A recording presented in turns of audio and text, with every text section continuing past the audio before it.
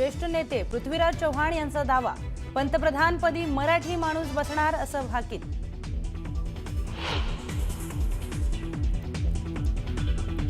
साताऱ्यातील जावळीत कोटींचं MD drugs जप्त, चौघांना पोलिसांनी घेतलं ताब्यात. ही जागा उपमुख्यमंत्र्यांच्या जवळच्या व्यक्तीची आहे का नातेवाईकांची? हर्षवर्धन सपकाळांचा सवाल.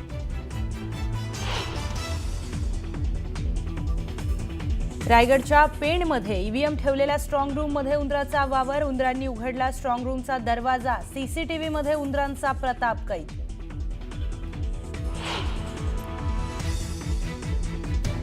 जळगावच्या जामनेर तालुक्यामध्ये गारखेडामध्ये रिक्षा आणि सिमेंट मिक्सर ट्रकचा भीषण अपघात, दोघांचा मृत्यू, 7 जण गंभीर जखमी.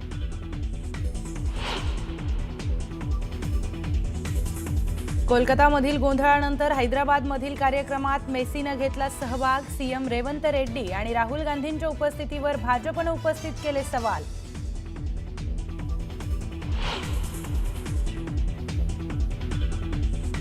कोलकाता आणि हैदराबाद नंतर आज मेसीचा मुंबईमध्ये कार्यक्रम, वानखेडे इथे होणाऱ्या कार्यक्रमासाठी पोलिसांचा कडेकोट बंदोबस्त.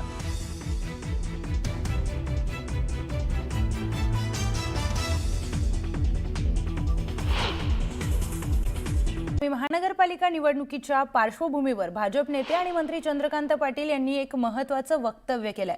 आम्ही स्वबळावर लढलो तरी 168 जणांना तिकीट मिळतील, पण महायुती म्हणून निवडणूक लढले पाहिजे असं पाटील म्हणालेत. 28 महापालिकांच्या निवडणुका होणार आहेत, तर 2 महापालिकांच्या निवडणुका होणार नाहीत असं देखील चंद्रकांत पाटील यांनी म्हटलंय.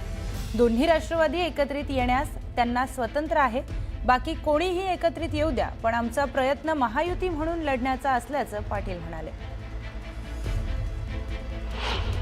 स्वबळावर लढल्यानंतर सुद्धा 168 जणांनाच तिकीटे मिळतील. 2,500 लोक इच्छुक असले तर त्यातल्या 168 वाजल्यानंतर बाकीच्या सगळ्यांना खट्टू व्हावंच लागेल. शेवटी जर लोकसभा विधानसभा आम्ही एकत्र लढलो आहोत, त्यामुळे महायुती म्हणूनच निवडणूक लढली पाहिजे. नगरपालिकांमध्ये सुद्धा 70% ठिकाणी महायुती म्हणून आम्ही एकत्र निवडणुका लढलो.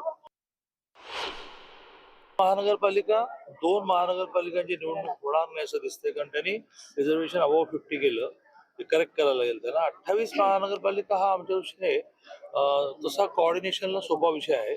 त्यामुळे आम्ही महायुती म्हणून लढू. जिथे आमची ताकद आहे तिथे आम्ही जास्त लढू, पण काही प्रमाणामध्ये त्यांच्या क्षमतेप्रमाणे सहयोगी पक्षांना तिकीट द्यायला लागल्यानंतर नाराजी होईल. आमच्याकडे नाराजांना समजावण्याची खूप मोठी व्यवस्था आहे.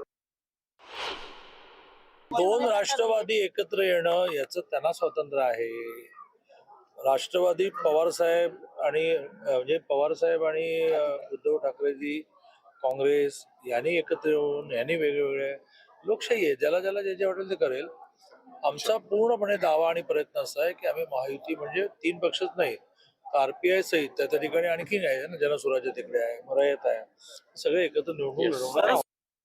19 डिसेंबरला देशाच्या राजकारणामध्ये मोठी घडामोड घडणार असं भाकीत काँग्रेस नेते पृथ्वीराज चव्हाण यांनी केलंय. कदाचित भारताचे पंतप्रधान देखील बदलू शकतात. मराठी माणूस पंतप्रधानपदी विराजमान होऊ शकतो. इस्रायलचा गुप्तहेर इपिस्टीननं केलेल्या स्टिंग ऑपरेशननं अनेक जण अडचणीत येण्याची शक्यता आहे असा दावा देखील पृथ्वीराज चव्हाण यांनी केलाय.